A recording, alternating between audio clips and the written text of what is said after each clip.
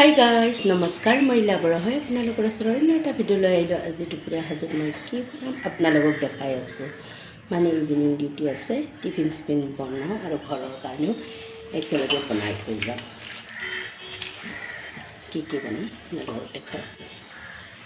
মই বনাব লৈছোঁ ইৰম্বা মানে শিদল অকণমান লৈছোঁ। আলু এটা দুফাল কৰি লৈছোঁ। ইফালে ভেন্দি মেষ্টা টেঙা লগত আলু আৰু দালি, আৰু ইফালে কেঁচা জলকীয়া। এইটো ইৰম্বা বনাম, মই কুকাৰত দিম। ইফালে আৰু শাক, যোৱাকালি একেলগেই আনা মেষ্টা টেঙাও ভেন্দিও শাকো। এইটো ভাজি বনোৱাৰ কাৰণে মটৰ আৰু এইটো দি কেনে ভাজিম। এতিয়া ইৰম্বাটো বহাই দিওঁ। আগতে ধুই ৰখা ইৰম্বাৰ কাৰণে গোটাইখিনি মই কুকাৰত ট্ৰেন্সফাৰ কৰি দিলোঁ। ভেন্দি মেষ্টা টেঙা কেঁচা জলকীয়া দালি আলু লগত শিদল সেনেকুৱা এতিয়া বহাই দিম কুকাৰত। গেছত বহাই দিছোঁ। এইখিনি ধুনীয়াকৈ ধুই কেনে ধুনীয়াকৈ বাচি কেনে কাটি কুটি ধুনীয়াকৈ লৈছোঁ, লগত মটৰ আৰু বুট। ইফালে আৰু যোৱাকালিৰ মাছখিনি ধুনীয়াকৈ ধুই কেনে ইয়াতে সোমাই ফ্ৰিজত থৈ দিছিলোঁ। এতিয়া ফ্ৰাই কৰিম কেইটামান। ৰাতিও আমি ফ্ৰাই কৰি খালোঁ। ৰাতি আঞ্জা নবনালোঁ, দিনৰে পিঠাগুড়ি আঞ্জাখিনি যে মাছেদি বনাইছিলোঁ সেইটো আছিল। আঞ্জা নবনালোঁ, মাছ ফ্ৰাই কৰিলোঁ, শিদলৰ চাটনি বনালোঁ। সেইটোৱে এতিয়া চাই থাকিম। ইফালে অলৰেডি ইৰম্বাখিনি হৈ গ'ল। ইফালে আকৌ কেৰাহী পাতি দিছোঁ। আগতে সৰু মাছখিনি কেইটামান ভাজি ল'ম।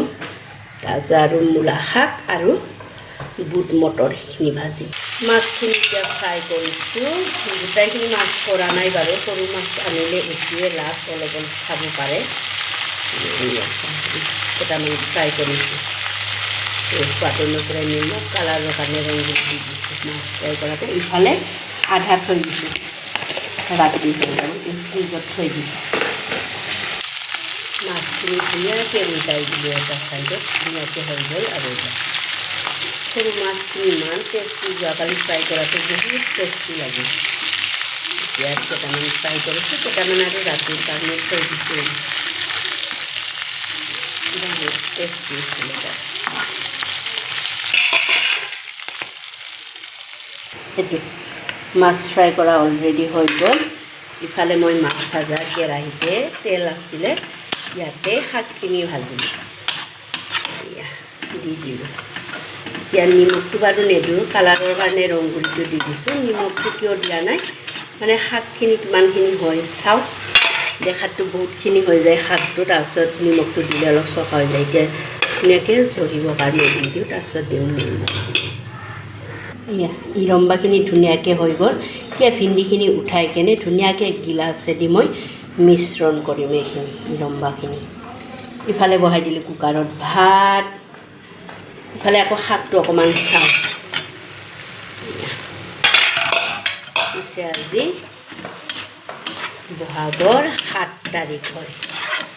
আজি অকণমান শাক কিবাকিবি শাক আনিব লাগিব ভাজি খোৱাৰ কাৰণে। মানে 7 বিহুত বহুত শাক খোৱা যায়। মানে আমি কিবাৰ দিনাও খোৱা নহ'ল, বিহুৰ দিনা মানে ফাৰ্ষ্ট বিহুৰ দিনা, সিদিনাও মোৰ একো খোৱা নহ'ল ঘৰত।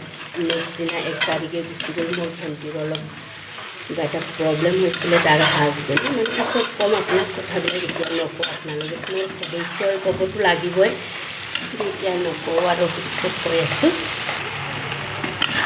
শাকখিনিতো মই নিমখ দি দিলোঁ, তেতিয়া দিয়া নাছিলোঁ।